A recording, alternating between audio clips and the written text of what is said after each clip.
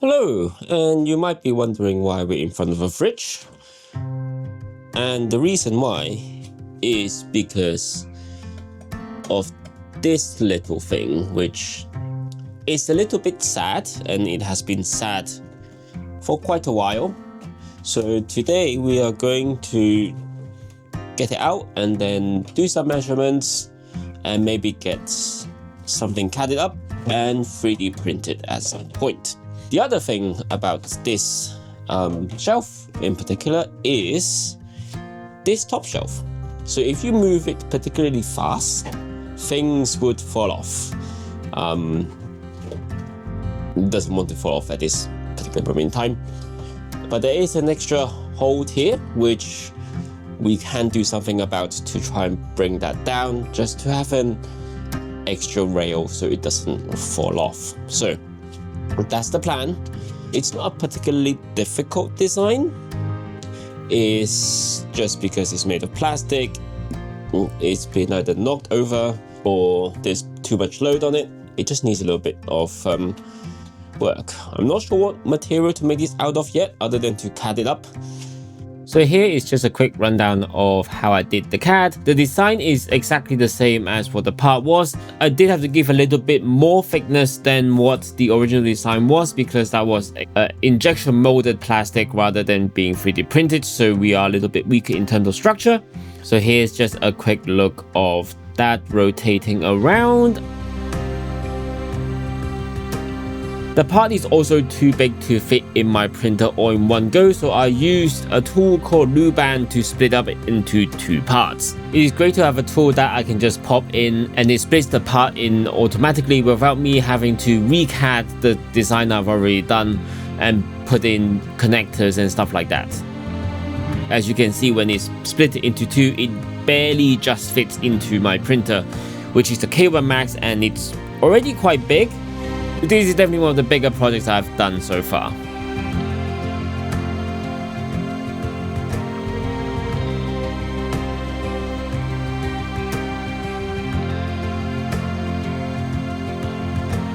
So printing is done. There was a little bit of lifting on this one. As you can see, the bowing here has caused the print to misalign quite badly, as you can tell here. But let's put it in the fridge and see if this bit works in particular. Moment of truth. The tab on there is a little bit too thick and it doesn't really fit in either. So something to redo this design for. And I think once I solve the tab, that should be fine. So I'm gonna try and destroy that tab and then see if it fits in a bit better. You can see the fit isn't very good, like at all. Not quite sure how I'm going to fix that. I have modified the back end, so I'm gonna go away and try and do a little bit more prototyping, trying to get this to get a better fit.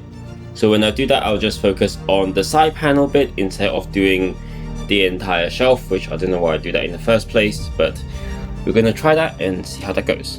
Apparently I lost the footage of me doing that in CAD, so after doing that, I printed out essentially what I just said. I printed out just the side. This is so that I don't waste a lot of filament as I'm doing prototyping. Generally speaking, if I can help it, I don't print a big design the first time all in one go. I tend to try out individually functional parts first. And I guess because this was a part that I'm copying instead of a part that I'm assigning, I was a little bit overconfident with my measurement skills, as well as the amendments to the thickness of walls that I didn't take into account. Right, first prototype has printed. Let's see if it works. Probably need some supports on this actually. For some reason, forgot about the supports. So, moment of truth, this is this side. It does stay. So I think that's a success. It's a little bit loose, but actually I think that works once you've got the other bits. So that's that, I guess. Second time lucky. So here is just the time lapse of it printing, and there was no complications on this that I can remember. I can't quite remember the reason for splitting them into 2 parts this time. It could be because the amendments mean that with the supports it is a little bit larger, or it could just be I was trying to split the parts so that there is less time of it cooling on the heated bed so it doesn't lift and curl like last time. No lifting this time, so everything's flat. So along with this one, now let's try and put them together and then see if it fits. This bit fits okay. It's not glued in at the moment because I still want to do some tests just in case. Let's see if this would fit inside. Fairly happy with how that went. We just need to make sure that we glue it in place and then see if it works with the reduced width. I'm quite happy with this. It's holding weight okay, which is what I really wanted to do, is just hold weight. Bit of separation, but once we screw that in, that should be fine. Should be in the term.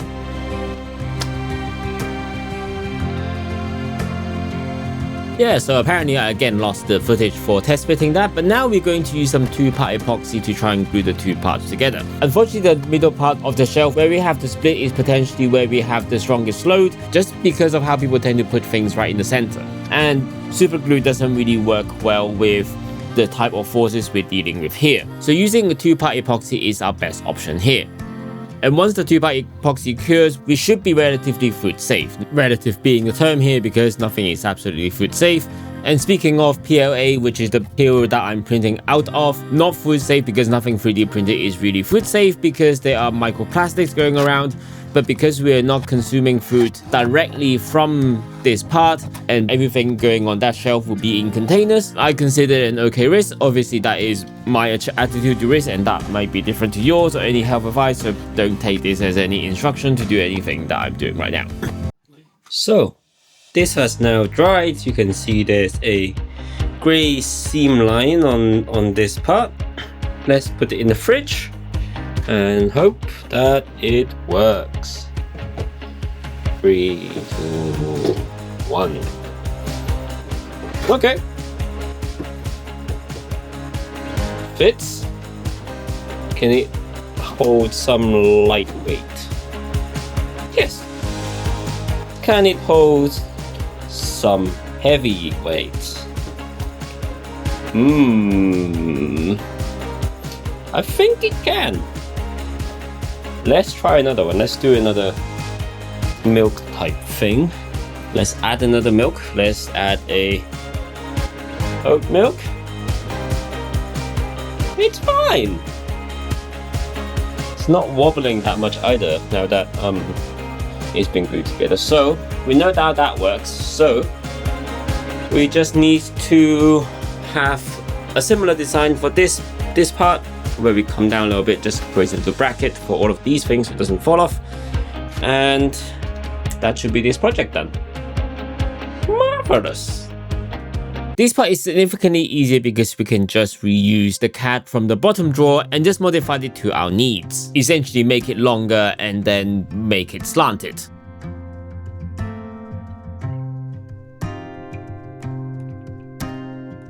Again, because it's the same length as the other one, it won't fit in one piece, which is slightly annoying because this part is slightly more fragile. So I decide instead of putting the cut right in the center, I'm going to split it at the diagonal so there is a little bit more contact when we're gluing. Of course, printing tall, long things on a 3D printer also has its challenges, and you never guess what I wake up to after the morning of setting off that print.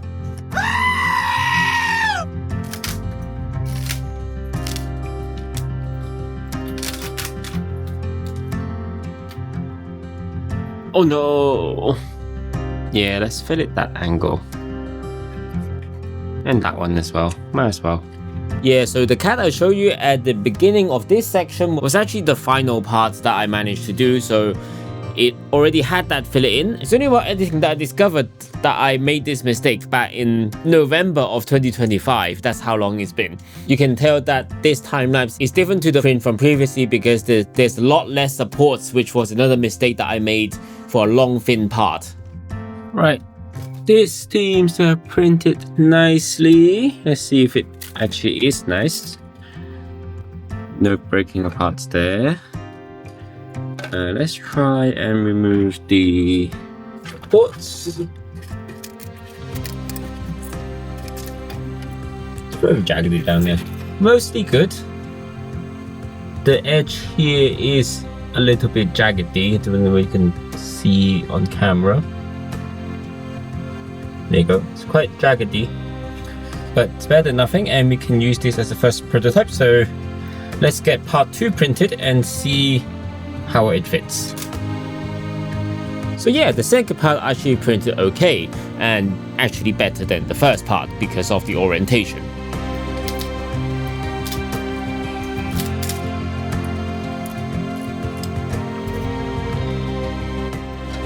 A dry fit shows that there are no particular problems with fitting and warping, etc, so we are good to continue to assemble. The first thing I did though was to use the deburring tool to get rid of that jagged edges on the first part. And then after that, the same 2-part epoxy to glue the 2 parts together. It was a little bit challenging with the curve, so I'm really glad that I cut that part on the diagonal rather than just being straight on.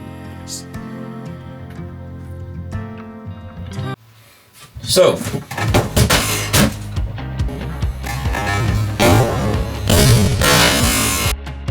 I wasn't even intending on demonstrating that first, but one of the issues... Eyes up here. One of the issues that I have with this fridge, and with this in particular, is that every time I try and put something up here, because there's a lack of space down below which is already filled with stuff, it is quite often the times that when I open the fridge, some things fall out. And for that is where this comes in. Similar design and print to this one, which we did a while back, and it has held its place fairly well. We have put many heavy things on there, so oat milk and also juices as well, which is on the side at the moment because it's not opened. But this should now hopefully stop it from falling down. Now it just slides down instead, which is a big improvement to it actually just falling and breaking. I have broken many of these caps just by doing that and just dropping it on the floor and smashing it. So I am now quite pleased with this, which means we can actually fill this row without it. Let's see if the big one falls. That's the big test. It doesn't, it just lies there, which is great. See? Great. Now we can fill this with sauces and also tomato puree.